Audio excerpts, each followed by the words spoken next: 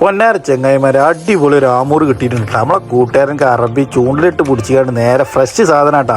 സെല്ലാജിരി വെച്ച് പഴങ്ങിയതിൽ 6,250 തൂക്കുള്ള അടിപൊളി മീൻ. എന്തായാലും അടുത്തൊരു മീൻ കട ഉണ്ട്, അവിടെ കൊണ്ടുപോയി അടിപൊളിയാക്കി നന്നാക്കി കിതാബാക്കുന്ന ഇതിന് പറയട്ടാ. ബാക്ക് പൊളിച്ചിട്ട് കണ്ട് മലത്തി തരുമോ. എന്തായാലും അടിപൊളിയാണ്, ഉസാറാണ്. തല ചെറുതാക്കി നുറുക്കിയായിട്ട് മച്ചിപ്പൂസ് മല്ലിച്ചപ്പ് കണ്ടില്ല നിങ്ങൾ. ഫ്രഷ് സാധനം അരിഞ്ഞ് കിട്ടുള്ള തണുപ്പ് കാലമായാൽ എന്തായാലും മീനുണ്ടാക്കുന്ന ഒരു വീഡിയോ ആണ്, കണ്ടോളിയും സൂപ്പറാണ്. അതിക്ക് വേണ്ട മസാലകൾ: വെളുത്തുള്ളി, ഇഞ്ചി, മല്ലിച്ചപ്പ്, പുതിന, വേപ്പിൻ്റെ ഇല, പച്ചമുളക്, ഉപ്പ്, സുർക്ക, വലിയ ജീരകം, പച്ച വെളിച്ചെണ്ണ എല്ലാം പാടെ മിക്സിയിലിട്ട് അടിപൊളിയാക്കി അടിച്ചെടുത്തതിന് ശേഷം മുളകും പൊടി, മഞ്ഞൾപ്പൊടി, ഗരം മസാല ഇട്ടിട്ട് നല്ലതാണ് മിക്സാക്കി എടുക്കണം കേട്ടോ. നല്ല രീതിയിൽ കഴുകി വൃത്തിയാക്കിയിട്ട് മുകളിലുള്ള എല്ലാ വെള്ളങ്ങളും ക്ലീനക്സ് കൊണ്ട് ഇങ്ങനെ ഒപ്പിയെടുക്കണം. വൃത്തിയാക്കി കഴിഞ്ഞതിന് ശേഷം എല്ലാ സ്ഥലത്തേക്കും എത്തുന്ന കോലത്തിൽ മസാല ഇങ്ങനെ വരതി പിടിപ്പിച്ച് കൊടുത്തിട്ട്, കട്ടിയുള്ള മീനായതുകൊണ്ട് മസാല എല്ലായിടത്തും എത്തണം. അപ്പോൾ എന്താ ചെയ്യുക, എല്ലായിടത്തും മസാല തേച്ച് കൊടുക്കുക.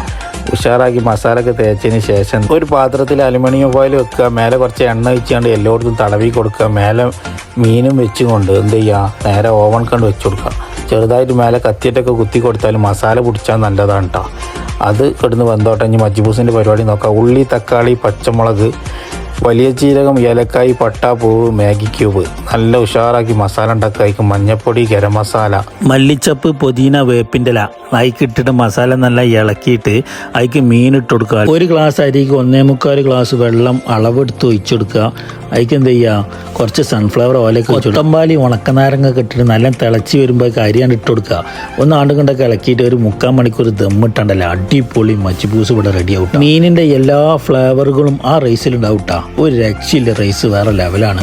എന്തായാലും മീൻ ഓവളിന് എടുത്ത് റോയ്സിൻ്റെ മേലെയും വെച്ച് ഇങ്ങനെ തിന്നുമുണ്ടല്ലോ, വേറെ ലെവലാണ് മോനെ. ആമൂർക്കോര കിട്ടുന്ന സമയത്ത് ഇങ്ങനെ ഒന്ന് ഉണ്ടാക്കി നോക്കിയും ഒരു രക്ഷയില്ല, അടിപൊളിയാണ്.